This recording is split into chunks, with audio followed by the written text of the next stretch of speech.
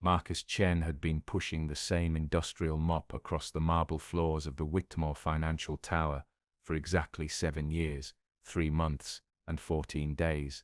Not that anyone had ever asked him to keep count, but when your life becomes a series of repetitive motions in the dead hours between midnight and dawn, you start measuring time in the only way that makes sense anymore.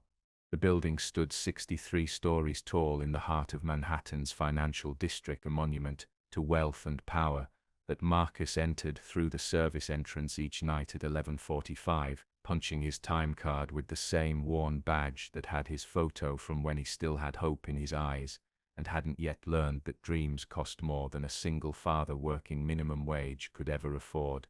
Tonight was different though, because at 1:37 in the morning, when most of the building's inhabitants were either sleeping in their penthouses or gambling away fortunes in private clubs, Marcus heard something that made him stop mid-stroke with his mop, a sound that didn't belong in the antiseptic silence of after-hours corporate America. It was crying, not the quiet sniffling of someone trying to hide their tears, but the raw, desperate sobbing of a person whose entire world had just collapsed around them, and it was coming from the executive bathroom on the 42nd floor. Marcus had strict instructions to never, under any circumstances, acknowledge the presence of anyone above his station, to make himself invisible, to be the ghost that kept their world clean without ever reminding them that someone had to do the work they considered beneath them. But Marcus had a daughter, Emma, who was 8 years old and whose mother had died giving birth to her, and he'd spent countless nights holding that little girl while she cried about kids at school making fun of her second-hand clothes,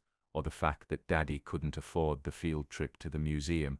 So when he heard that sound of pure anguish echoing off imported Italian tiles, every instinct in his body told him that some rules were meant to be broken. He knocked softly on the bathroom door, his Corley's knuckles barely making a sound against the polished wood, and said in the gentlest voice he could manage after years of swallowing his pride, "Miss, are you all right in there?" The crying stopped abruptly, replaced by a tense silence that stretched for at least 30 seconds before a voice replied, shaky and raw from crying, "Go away, please, just go away." Marcus should have listened, should have gone back to his mop and his invisible existence, but something in that voice reminded him of Emma, after her goldfish died last year, that particular quality of grief that comes from losing something you thought would last forever. "I'm Marcus, I'm the night janitor," he said, keeping his voice steady and calm.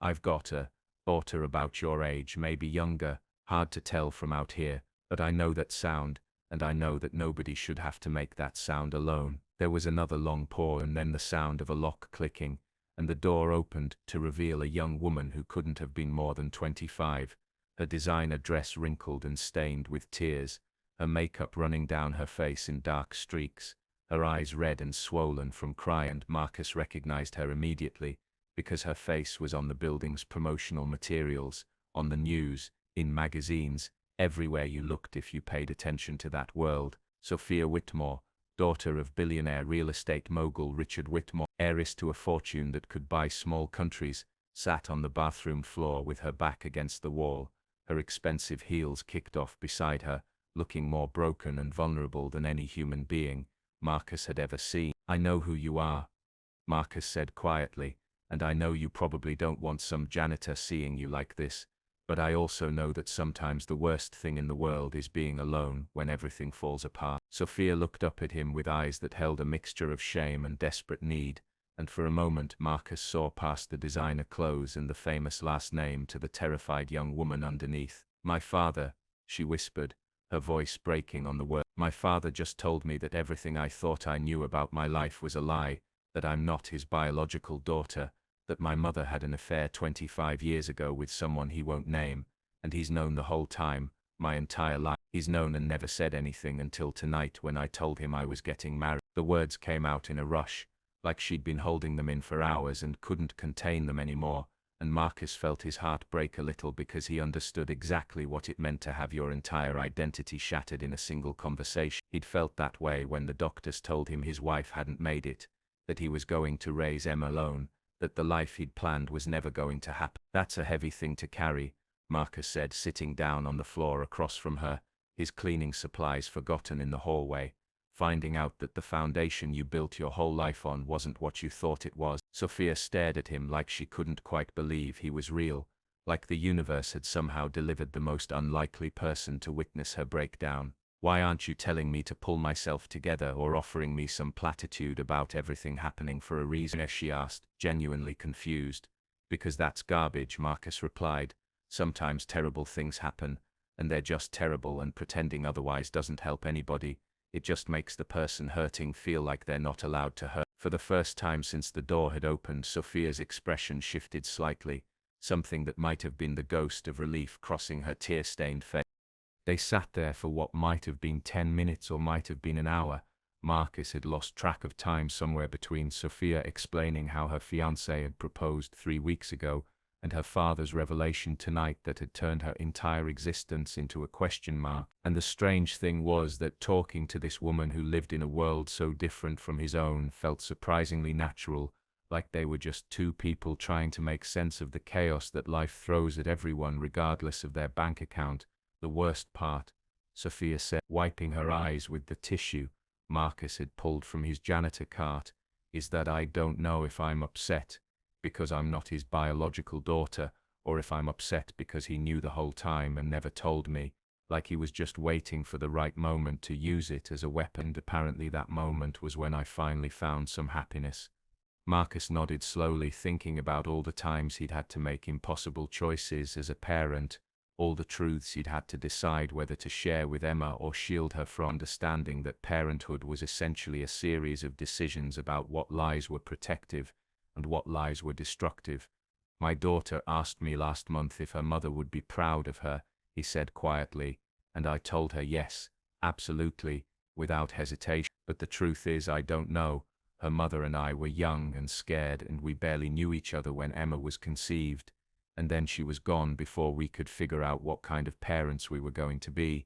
So when I tell Emma that her mother loved her and would be proud, I'm really just telling her what I hope would be true, because the alternative is telling an 8-year-old that life is complicated and people are flawed, and sometimes love isn't enough. Sophia looked at him with something like recognition in her eyes, the understanding that they were both navigating relationships built on incomplete information and impossible expectations. Does it get easier? She asked. And Marcus could tell she wasn't just asking about her situation, she was asking about all of it, about trust and family and trying to build a life when the ground beneath you keeps shifting. No, Marcus said honestly, but you get stronger, or at least you get more practiced at carrying the weight, and eventually you figure out that the people who matter aren't the ones who gave you DNA or money or a last name.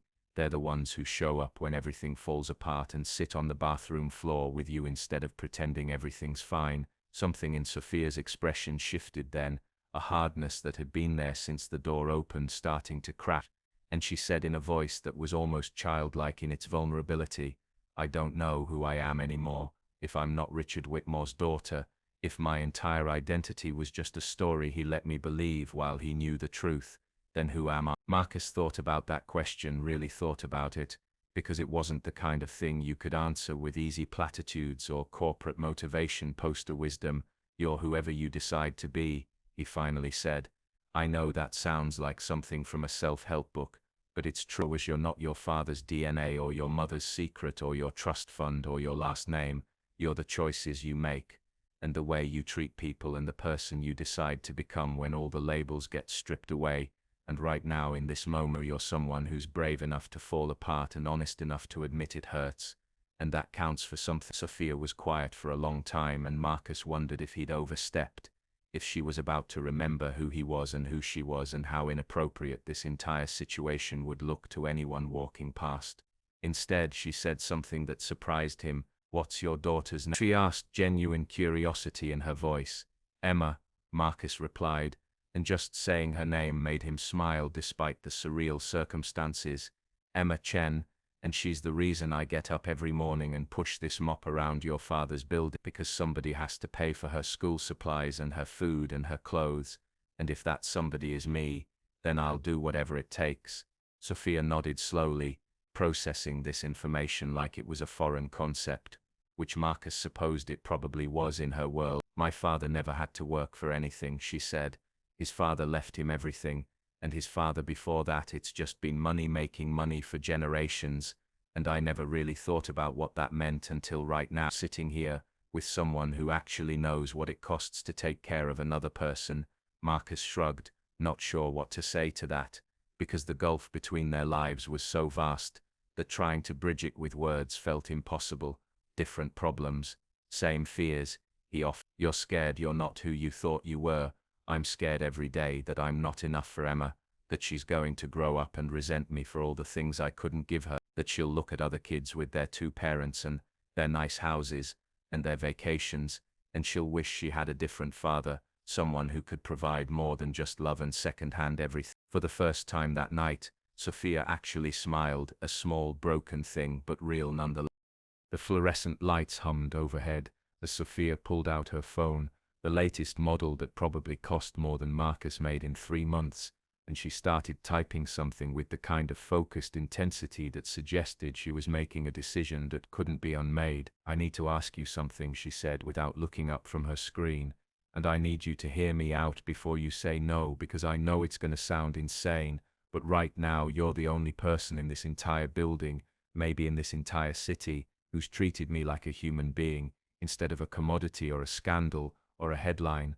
Marcus felt a knot forming in his stomach, because nothing good ever started with that kind of preamble, especially not from billionaire heiresses having breakdowns in executive bathrooms at 2 in the morning. "I'm listening," he said carefully, and Sophia finally looked up from her phone, her eyes still red, but now holding something that looked almost like determination. "My father is announcing at a board meeting tomorrow, well, today now I guess, that he's stepping down as CEO and I'm taking over the company," she said, the words coming out fast like she was afraid if she slowed down she'd lose her nerve. "It's been planned for months. It's supposed to be this triumphant moment, his legacy passing to the next generation, but after what he told me tonight, I can't do it. I can't stand up there and pretend to be his proud daughter and accept his company like it's some gift when he's just been manipulating me my entire life." Marcus could see where this was going and he didn't like it one bit. "Miss Whitmore, I appreciate that you're going through something difficult, but I'm not sure what you think I can do about corporate succession planning. I'm the guy who cleans the toilets, not exactly boardroom material." Sophia shook her head impatiently, and Marcus recognized that expression from every manager he'd ever had, that look that said they'd already decided something and were just waiting for him to catch up. "I need someone I can trust," she said, "someone who doesn't want anything from me, who isn't connected to my father or his world, someone who understands what it means to actually work for something, instead of just inheriting it, and you're the first person I've met in years who didn't immediately try to use me for something the second they learned my name." The absurdity of the situation was starting to sink in, and Marcus almost laughed, except he could see that Sophia was completely serious. "You want me to do what exactly?" he asked, needing to hear her say it out loud, so he could confirm that this conversation had taken a sharp left turn into completely insane territory. "I want to hire you as my personal assistant," Sophia said, and before Marcus could object, she held up her hand. "Not the regular kind, not someone who schedules meetings and gets coffee, but someone who can help me figure out who I am outside of my father's shadow, someone who can teach me what real life looks like for people who weren't born into penthouses, someone who can be honest with me when everyone else is just telling me what they think I want to hear. And yes, I know how that sounds. I know it sounds like some rich girl playing at poverty tourism or whatever, but I'm serious. I'll pay you 10 times what you make here, more if that's what it takes. And you can bring your daughter. I have resources. I can help with her education, her healthcare, whatever she needs." Marcus sat there trying to process what he was hearing, because on one hand, this was clearly a person in crisis making decisions she'd probably regret by morning, but on the other hand, 10 times his salary would mean Emma could have everything he'd ever wanted to give her, the good school, the nice clothes, the stability he'd been killing himself to provide and still falling short. "This is crazy," he said finally. "You don't know anything about me. I could be a serial killer or a con artist or just a terrible person in general. You can't just offer someone life-changing money because they listen to you cry for an hour." Sophia's expression hardened slightly, and Marcus saw a glimpse of the steel that probably ran in the Whitmore family regardless of DNA. "I'm an excellent judge of character," she said. "It's the one useful skill I developed growing up in a world where everyone wants something from you." "Marcus Chen, you didn't ask me for anything. You didn't pull out your phone to take pictures for social media. You didn't try to leverage this situation into something for yourself. You just sat down on the floor and treated me like a person, and that's worth more than you realize. Marcus thought about Emma, about the parent-teacher conference next week where they were going to discuss whether they could afford the advanced reading program, about the hole in her winter coat that he'd been meaning to patch but kept forgetting, about all the tiny ways his poverty limited her potential. I need to think about it, he said, because jumping into something this insane without consideration seemed like exactly the kind of impulsive decision that led to disaster, and I need to talk to my daughter. She's the one who'll be affected by this too. Sophia nodded, seeming to respect that response, and she pulled out a business card from somewhere in her designer purse, handing it to Marcus with hands that had finally stopped shaking. Marcus got home at 6 in the morning, his body exhausted from the physical labor, and his mind spinning from the conversation that had turned his entire understanding of the world upside down, and he found Emma already awake, sitting at their tiny kitchen table with her math homework spread out in front of her, chewing on her pencil eraser the way she always did when she was stuck on a problem. "You're up early, Bug," he said, dropping his work bag by the door, and heading to the refrigerator to see what he could make for breakfast, which given the state of their groceries was probably going to be toast and peanut butter again, unless he wanted to dig into next week's food budget. Emma looked up at him with those big brown eyes that were exactly like her mother's, the only physical trait she'd inherited that Marcus could definitively identify, and said, "Miss Rodriguez assigned us this word problem about compound interest, and I don't understand how the numbers keep getting bigger even though nothing's being added. It doesn't make sense." Marcus smiled despite his exhaustion because this was exactly the kind of conversation that made everything worthwhile. These moments where Emma's curiosity about the world outweighed her frustration with not immediately understanding something. "It's like this," he said, sitting down next to her and looking at the problem. "You start with $100, and it earns 5% interest. So after a year you have $105, but the next year you're earning 5% on the 105, not just the original 100. So the amount you earn gets bigger each time because the base amount keeps growing. It's money making money." Emma frowned, processing this information, and then her face lit up with understanding. "So rich people get richer just by having money?" she asked, and Marcus realized that his 8-year-old daughter had just identified the fundamental mechanism of wealth inequality that most adults never quite grasp. "Pretty much, yeah," he said, thinking about Sophia Whitmore and the fortune she'd been born into, the compound interest of generations of wealth accumulating into something so vast that regular people couldn't even conceptualize it. Emma went back to her homework, satisfied with the explanation. Marcus stood up to make breakfast, but his hand found a business card in his pocket, the heavy cardstock with raised lettering that spelled out Sophia's name and contact information, and he wondered what kind of compound interest might apply the opportunity she'd offered him last night. The thing was, Marcus had learned early on that opportunities from rich people usually came with strings attached, that nothing in life was free, and accepting help from someone like Sophia Whitmore probably meant signing on for complications he couldn't even predict. But he also couldn't ignore the fact that what she was offering could change everything for Emma, could give her the kind of educational opportunities and financial security that Marcus had been breaking his back to provide and still failing to achieve. "Dad, you okay?" Emma's voice cut through his thoughts, and he realized he'd been standing at the counter staring at nothing for at least a minute. "Yeah, Bug. Just tired," he said, shoving the card back in his pocket and focusing on making breakfast. "Long night at work." Emma accepted this explanation and went back to her homework, and Marcus went through the motions of their morning routine, making toast, packing her lunch, making sure she had everything she needed for school while his brain kept circling back to that bathroom conversation, and Sophia's desperate offer and the weight of the decision pressing down on him like a physical thing. After he walked Emma to the bus stop and watched her climb aboard with her too small backpack and her patched winter coat, Marcus went back to their apartment and pulled out his phone, staring at Sophia's number for a long time before finally typing out a text message. "This is Marcus from last night. Still interested in that job offer. Need to know details before I can decide." He hit send before he could second-guess himself, and then he collapsed on the couch that was also his bed in their studio apartment, telling himself he'd just close his eyes for a few minutes before he had to get up and figure out dinner, and help Emma with her homework and do all the other things that made up his daily existence. His phone buzzed almost immediately, which surprised him because he'd assumed someone like Sophia would have people to screen her messages, but apparently she was monitoring this herself. Yes, meet me at Bryant Park at noon, come alone, we need to talk about this properly. Marcus stared at the message, at the commanding tone that suggested Sophia was used to people following her instructions, and he felt a mixture of irritation and curiosity, because on one hand he didn't appreciate being ordered around, but on the other hand, there was something refreshing about someone who was direct instead of hiding behind corporate politeness. He typed back a simple "see you there," and then set an alarm for 11 because if he was going to make this meeting, he needed at least a few hours of sleep. Even if his mind was racing with possibilities and anxieties and the strange surreal feeling that his life had somehow veered off its predetermined track and was now heading into completely uncharted territory.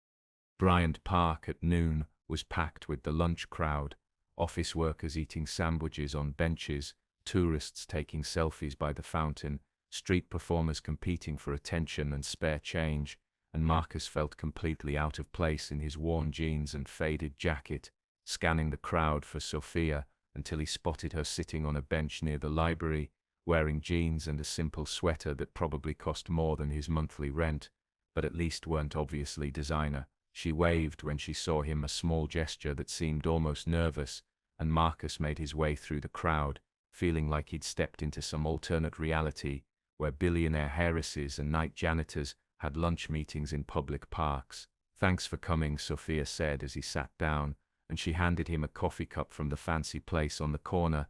"I didn't know how you take it, so I got black, cream and sugar, are here if you need them." Marcus took the coffee, appreciating the gesture even though he could taste that it was the expensive kind that he usually couldn't justify buying. "You look different in daylight," he said, and immediately regretted it because what a stupid thing to say, but Sophia just laughed, a real laugh that transformed her face from the tear-stained wreck of last night into something that looked almost like genuine happiness. "So do you," she replied, less intimidating without the janitor cart, "though I have to say, I spent the whole morning wondering if last night actually happened or if I had some kind of breakdown-induced hallucination, rich girl losing her mind, and imagining deep conversations with the help." Marcus smiled despite himself because he'd been wondering the same thing, if the whole interaction had been some weird dream brought on by exhaustion and too much floor wax exposure. "I'm real," he said. "Unfortunately for both of us, I think last night actually happened, which means we need to figure out if you were serious about that job offer or if you were just emotional and saying things you didn't mean." Sophia's expression became serious, and she set down her coffee cup with the kind of deliberate movement that suggested she'd been preparing for this conversation. "I was serious," she said, "more serious than I've been about anything in a long time, because Marcus, in the last 12 hours since we talked, I've been thinking about my life and the peep in it, and you know what I realized? Everyone around me wants something. My father wants a legacy. My fiancé wants access to the family fortune. My friends want the connections that come with my last name. Even my therapist is probably writing a book about me, and you're the first person in years who sat with me and didn't immediately try to calculate what you could get out of knowing me." Marcus understood what she was saying, but he also understood that accepting her offer meant becoming one of those people who wanted something from her, and he wasn't sure how to reconcile that contradiction. "But I do want something," he said. "I want the money you're offering. I want the opportunities for my daughter. I want to not wake up every morning wondering if this is the month we can't make rent. So how is that different from everyone else?" Sophia thought about this for a moment, watching a pigeon hop around their feet looking for crumbs. "It's different because you're honest about it," she finally said. "You're not pretending you want to help me out of the goodness of your heart, or that you see something special in me that makes you want to support my journey, or whatever corporate garbage people usually say when they want access to my resources. You're straightforward about needing money for your kid, and that's refreshing." They sat in silence for a minute, both of them watching the crowd move around them, and Marcus tried to imagine what it would be like to live in Sophia's world, to have unlimited money but no idea who actually cared about you versus who cared about what you could do for them. "What exactly would this job entail?" he asked, needing concrete details before he could make any kind of decision. "Because I'm not qualified to be anyone's assistant in the traditional sense. I don't know how to use Excel or schedule executive meetings or any of that corporate stuff." Sophia shook her head impatiently. "I don't need someone who knows Excel," she said. I have a dozen people who can do that. What I need is someone who can be honest with me. Someone who can help me figure out who I am when I'm not Richard Whitmore's daughter, or Sophia Whitmore the heiress, or any of these other identities that have been imposed on me. I need someone who understands what it means to build a life from nothing, because that's what I'm doing now, starting from nothing, and I don't know how. Marcus could hear the desperation in her voice, the genuine fear of someone whose entire identity had been stripped away overnight. That's a lot of pressure to put on someone you just met, he said gently. I'm not a therapist or a life coach or whatever. I'm just a guy who mops floors and tries to keep his kid fed and happy. I don't have answers to existential questions about identity and me. Sophia reached into her bag and pulled out a folder, the kind of thick leather portfolio that probably cost more than Marcus's weekly grocery budget, and she spread out several pages of what looked like a contract on the bench between them.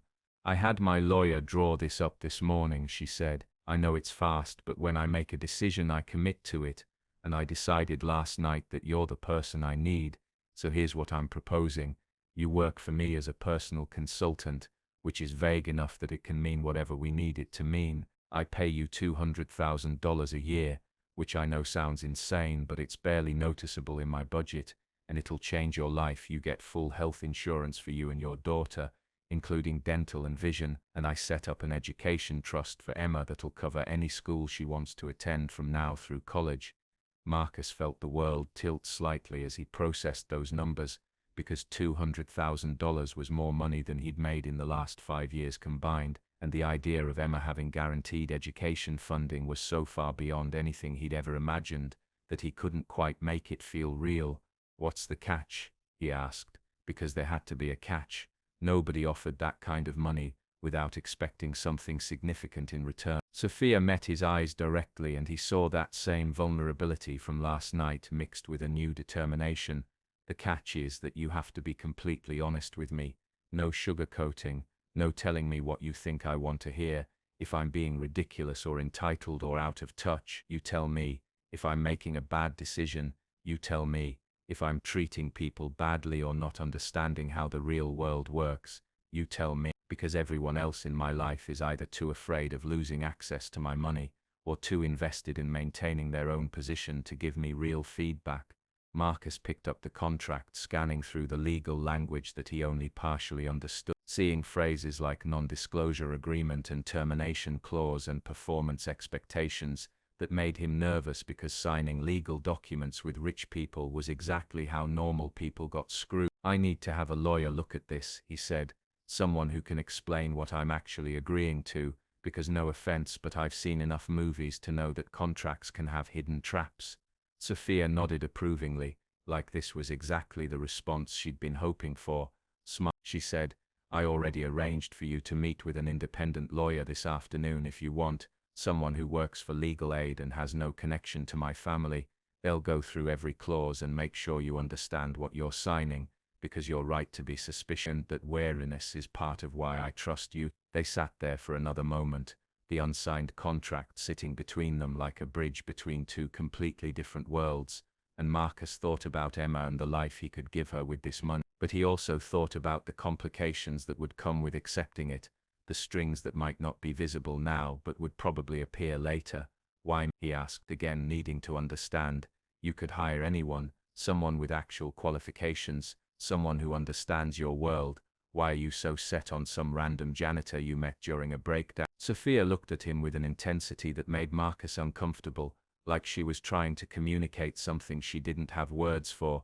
Because you saw me at my worst and you didn't try to fix me, or use it against me, or document it for social media, she said. You just sat there and let me be broken, and then you told me the truth about your own life instead of pretending you had all the answers, and that's exactly what I need right now, someone who doesn't pretend, because I'm so tired of pretending. Marcus understood that feeling, the exhaustion that came from maintaining a facade, from pretending that everything was fine when it wasn't, from smiling and nodding while your world fell apart around you. I need to talk to Emma, he said finally. She's 8, but she's smart, and this affects her too.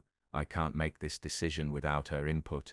Sophia's face showed surprise, like the idea of consulting a child about major life decisions was foreign to her. You're going to tell an 8-year-old about a $200,000 job offer? She asked, genuinely curious rather than judgmental. I'm going to tell her that someone offered me a new job that would pay better, but might change our lives in complicated ways, and I'm going to ask her how she feels about that, Marcus explained, because Emma's the reason I do everything, and if she's not comfortable with this, then it doesn't matter how much money you're offering. For the first time since they'd sat down, Sophia smiled, a genuine expression that reached her eyes. Your daughter is very lucky, she said quietly, and Marcus heard something in her voice that suggested she was thinking about her own father and the revelations from last night. Marcus picked Emma up from the after-school program at 5:30, and instead of heading straight home, he took her to the playground near their apartment, the one with the rusty swings and the sandbox that probably had more broken glass than sand, but it was their place, where they'd had countless conversations about life and school and all the things that mattered to them. Bog, I need to talk to you about something important, he said as she swung back and forth, her small legs pumping to gain height, and Emma immediately stopped swinging, her face becoming serious because she'd learned to recognize when Daddy needed to have a real conversation. They sat on the bench together, Marcus trying to figure out how to explain this situation to an 8-year-old, without either oversimplifying it or overwhelming her with adult complexities. So last night at work I met someone who was having a really bad day, and I helped them feel better by just listening to them talk about their problems, he started, and Emma nodded because this was the kind of thing Daddy always taught her to do, to be kind to people who were hurting. And now this person wants to offer me a different job, one that would pay a lot more money than I make now, enough that we could move to a better apartment and you could go to a really good school and we wouldn't have to worry about bills anymore. Emma's eyes went wide with the kind of hope that broke Marcus's heart, because she was too young to have learned to be cautious about good news. That sounds amazing, Daddy, she said. Why do you look worried? Marcus took a deep breath, trying to find the right word. Because the person who offered me this job is very rich and very important, and sometimes when you work for rich people, they expect you to change who you are, and I'm worried that if I take this job, we might lose some of the things that make us, like our time together, and our simple life, and the way we don't have to pretend to be anything we're not. Emma thought about this for a moment, her face scrunched up in concentration, and then she asked the question that Marcus should have expected, because his daughter was frighteningly perceptive. Do you like this person? She asked. The one who offered you the job. Marcus considered the question carefully because Emma deserved honesty. I think so, he said. I don't really know them yet, but they seemed like someone who was trying to figure out who they are. Kind of like you when you're working on a hard math problem.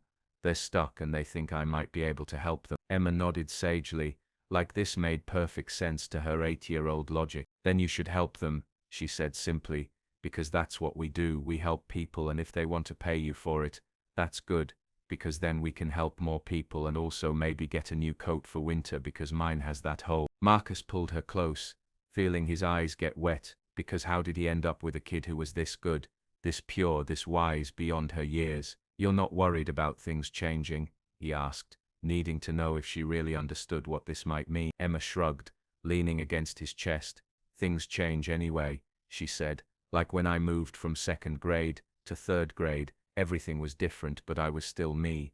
So if we move to a new apartment and I go to a new school, I'll still be Emma and you'll still be Daddy, right? The simplicity of her logic was both reassuring and terrifying because she was right.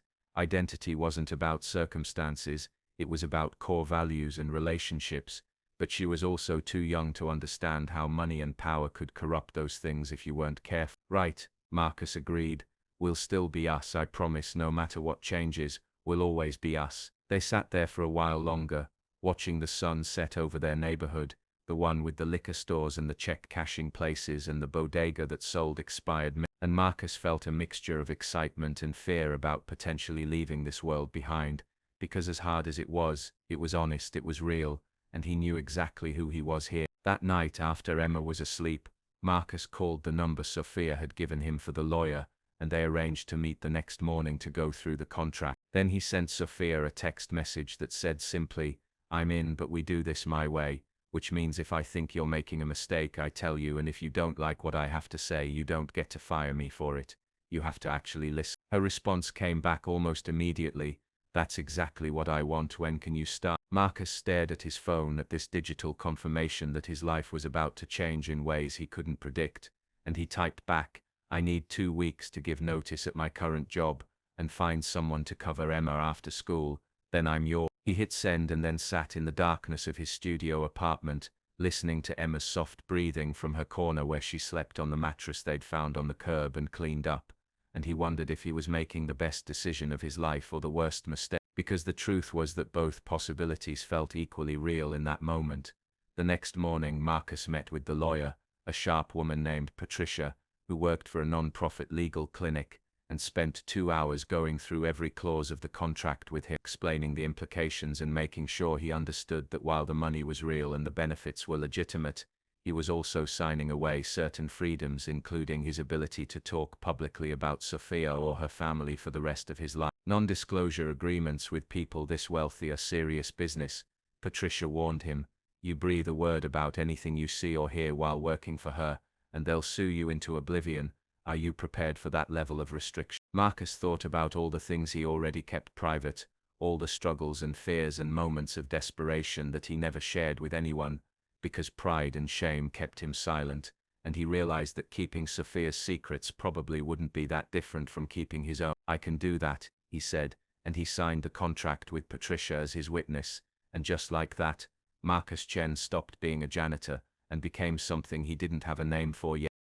Marcus's first day working for Sophia started with him standing outside a building in Tribeca at 8 in the morning, wearing clothes that Emma had helped him pick out at a discount store, trying to look like he belonged in a neighborhood where apartments cost more per month than he'd made in a year at his previous job. Sophia had texted him the address along with a message that said, "Top floor, doors open, don't be intimidated," which was easy for her to say when she'd grown up in places like this. The elevator was one of those fancy ones that required a key card to access certain floors, and the security guard had looked at Marcus with barely concealed suspicion before checking his name against a list and reluctantly handing over a temporary pass, and Marcus wondered if he'd ever get used to being in spaces where his presence was automatically questioned. The top floor was exactly what he'd expected, all exposed brick and floor-to-ceiling windows and furniture that looked like it came from museums, and Sophia was waiting for him in what appeared to be a home office, wearing jeans and a Columbia sweatshirt, looking more relaxed than he'd ever seen her. "You came," she said, like there'd been some doubt, and Marcus realized that despite all her confidence and money, Sophia had genuinely been worried he'd change his mind. "I signed a contract," he replied. "I keep my word." Sophia smiled at that, and she gestured for him to sit in one of the leather chairs that probably cost more than his old couch. "So here's the situation," she said, diving right in without small talk. "I told my father yesterday that I'm not taking over his company, that I need time to figure out who I am separate from the Whitmore name, and he's threatening to cut me off completely, which is fine. I have my own trust fund from my grandmother, but it means I'm essentially on my own for the first time in my life." Marcus absorbed this information, understanding that for someone like Sophia, being on her own with a trust fund was very different from being on her own the way he'd been after his wife died. "What do you need from me?" he asked, sticking to the practical because that was the only way he knew how to operate. Sophia stood up and walked to the windows, looking out at the city spread below them. "I need you to teach me how to live like a normal person," she said. "I know that sounds ridiculous, but I've never grocery shopped, I've never taken public transportation, I've never had to budget or think about money or do any of the things that regular people do every day, and if I'm going to figure out who I am without my father's influence, I need to understand how the other 99% live." Marcus almost laughed because this sounded like the premise of a bad reality TV show, but he could see that Sophia was serious, that she genuinely believed that understanding how regular people lived would somehow help her build an authentic identity. "You realize that poverty isn't some kind of spiritual journey, right?" he said, needing to make sure she understood. "It's not romantic or character building, it's exhausting and stressful, and it grinds you down until you're making decisions based on survival instead of value. So if you think you're going to find yourself by pretending to be poor for a while, you're going to be disappointed." Sophia turned to look at him, and her expression was surprisingly serious. "I'm not trying to appropriate struggle or play at being poor," she said. "I'm trying to understand what it means to have constraints, to make choices based on actual limitations instead of just doing whatever I want whenever I want, because right now I don't know how to make decisions. I don't know what I actually want versus what I've been programmed to want, and I think learning to live with limitations might help me figure that out. Marcus could see the logic in that, even if he thought the execution was going to be complicated and probably uncomfortable for both of them. Okay, he said, but we're going to do this right, which means you don't get to bail out when it gets hard, you don't get to use your credit card when you're frustrated with having a budget, and you have to actually experience the consequences of choices instead of having someone fix everything for you. Sophia nodded eagerly, like she was signing up for an adventure instead of voluntarily choosing inconvenience. I can do that, she said. So where do we start? Marcus thought about his own life, about all the skills he'd developed out of necessity, and he pulled out his phone, opening the Notes app where he'd drafted a list last night after Emma had gone to sleep. We start with the basics, he said. Grocery shopping, cooking actual meals instead of ordering delivery, using public transportation, creating a monthly budget and sticking to it, doing your own laundry, cleaning your own space, basically all the stuff that you've had other people do for you. Sophia listened intently, and Marcus noticed that she was taking notes on her own phone, approaching this like it was a class she needed to pass. What about Emma? She asked, and Marcus was surprised she'd remembered his daughter's name. You mentioned she's 8. What's her schedule like? Because I don't want this arrangement to take time away from her. Marcus felt something in his chest soften slightly, because that was the right question to ask, the one that showed Sophia understood what mattered most. Emma's in school until 3, then after school program until 5:30, and I need to be home by 6 to make dinner, and help with homework and do bedtime by 8:30, so whatever we're doing needs to fit around that schedule. Sophia nodded like this was completely reasonable, which in Marcus's world it was, but in hers probably constituted significant constraint. Then we work from 9 to 4, she said.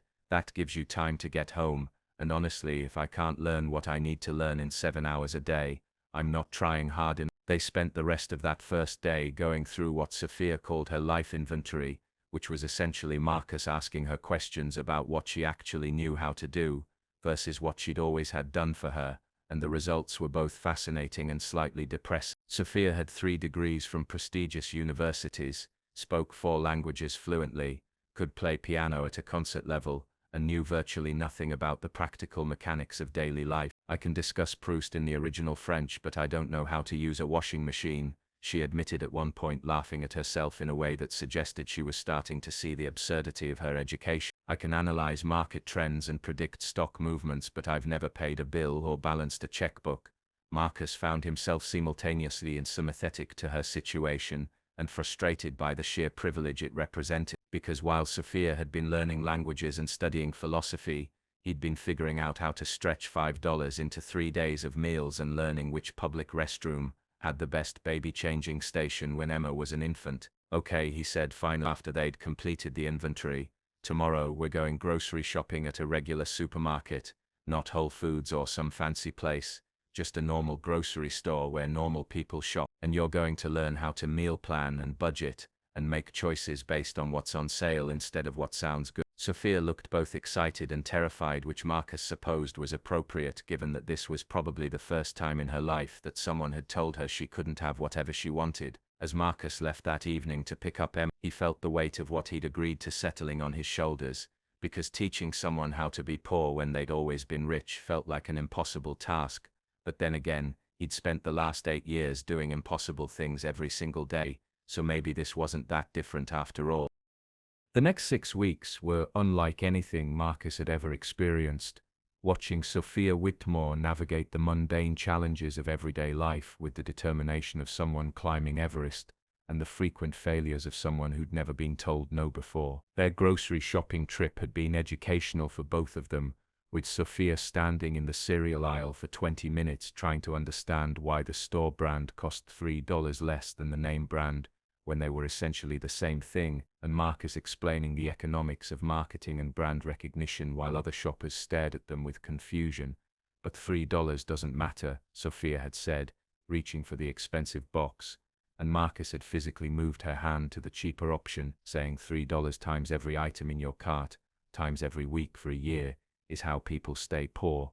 It's death by 1,000 small expenses that seem like they don't matter. Something had clicked in Sophia's brain at that moment. Marcus could see it in her face, the realization that poverty wasn't about making one big bad decision, but about the cumulative weight of a million tiny choices that people with money never had to think about. They'd left the store with a cart full of store-brand items and produce that was on sale, and Sophia had been genuinely proud when Marcus told her they'd stayed under budget.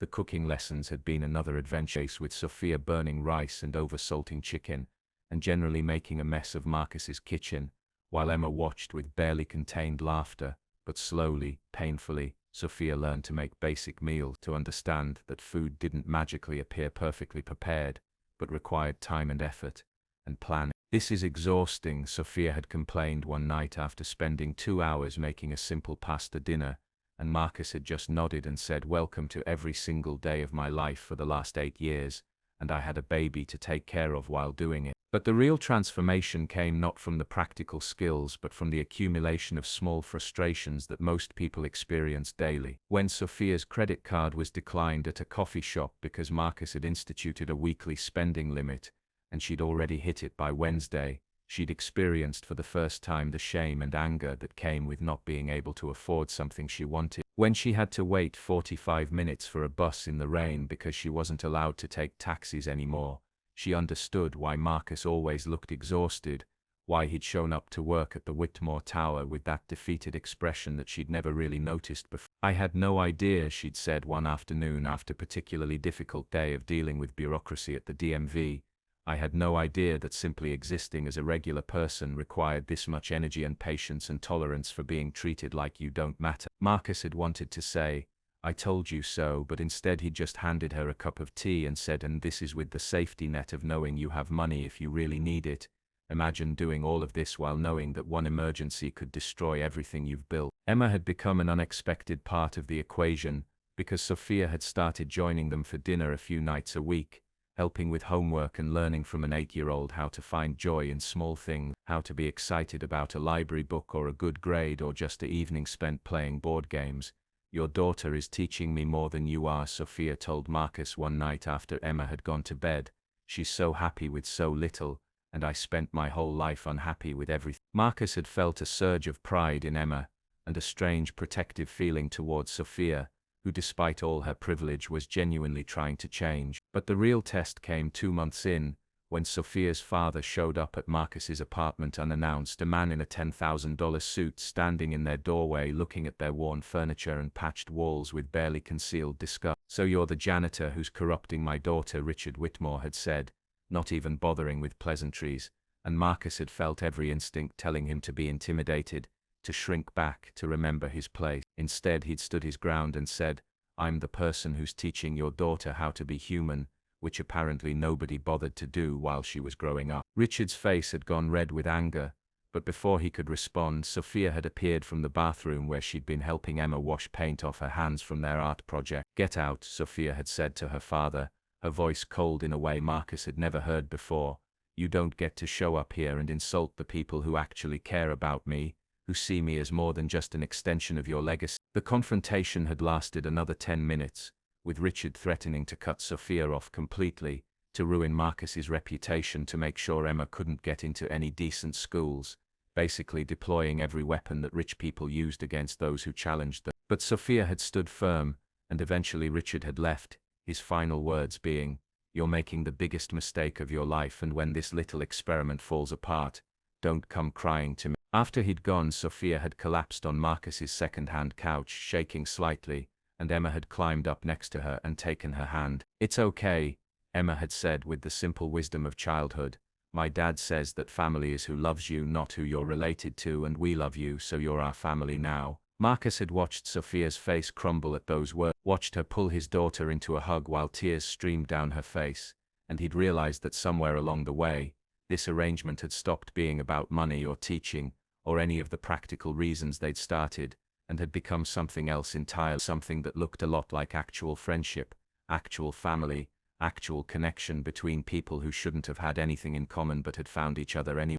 6 months after that first night in the executive bathroom, Marcus found himself in a place he never could have predicted, sitting in a 2-bedroom apartment in a better neighborhood than before, but not so fancy that it felt wrong, watching Emma teach Sophia how to play gin rummy while they waited for the pizza they'd ordered to arrive. Sophia had kept her trust fund but had also gotten a job, a real job at a nonprofit that helped single parents navigate social services, using her education and connections for something that actually mattered instead of just accumulating more wealth. She still had money, probably more than Marcus would ever see in his lifetime, but she'd learned to live on her salary, to save the rest, to understand the difference between having resources and letting resources define you. Marcus had stayed on as her consultant, though the job had evolved into something more like being a friend who occasionally gave advice, and the money had changed everything for him and Emma in ways both obvious and subtle. Emma was in a better school now, one with art programs and field trips and teachers who had time to actually teach,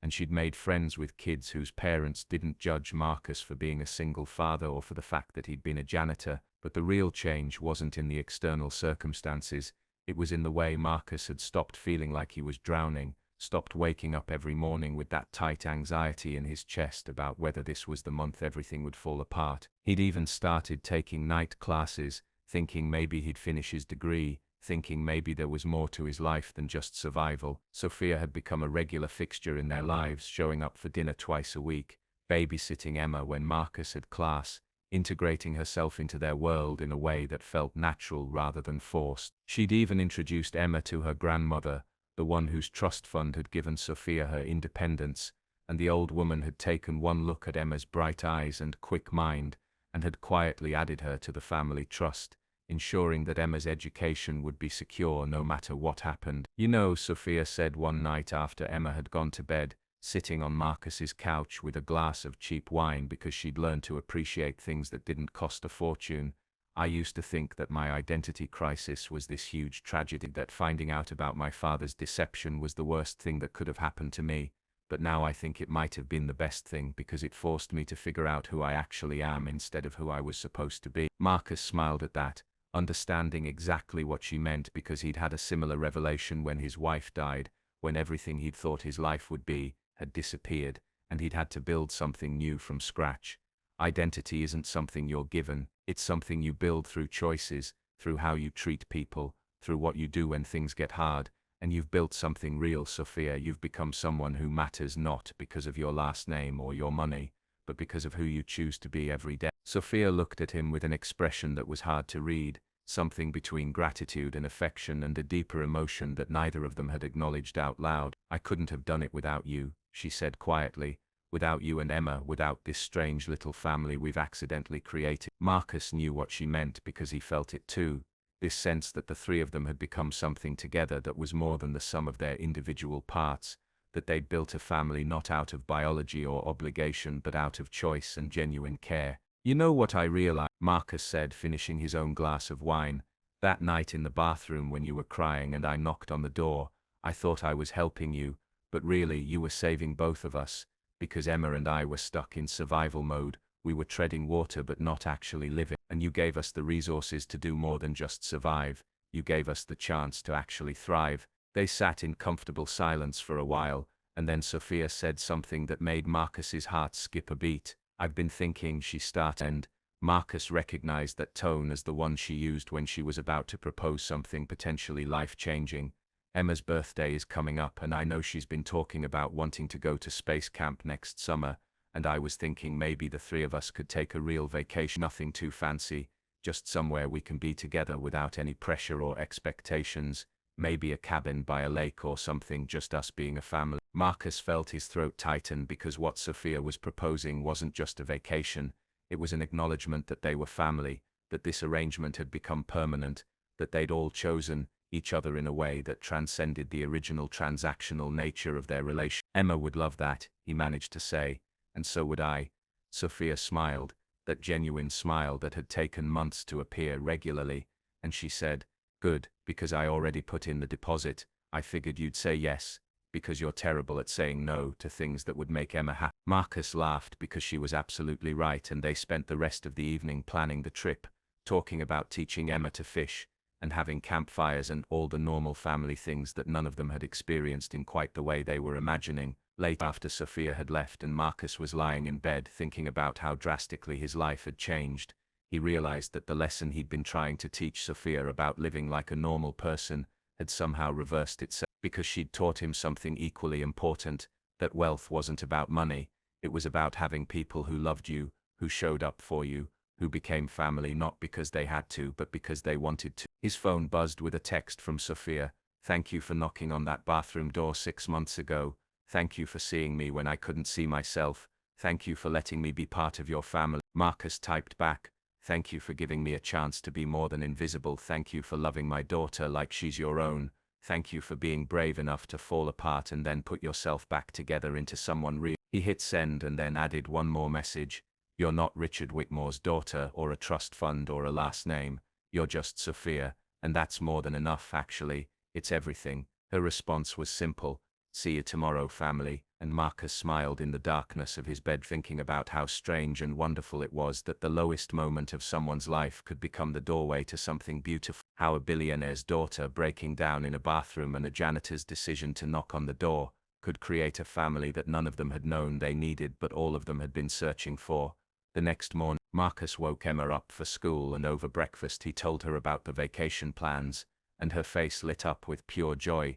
And later, when Sophia arrived to walk with them to Emma's bus stop, the three of them walked together through the morning crowd, just another family in a city full of families, invisible in the best possible way, not because they were being overlooked, but because they'd finally found a place where they belonged.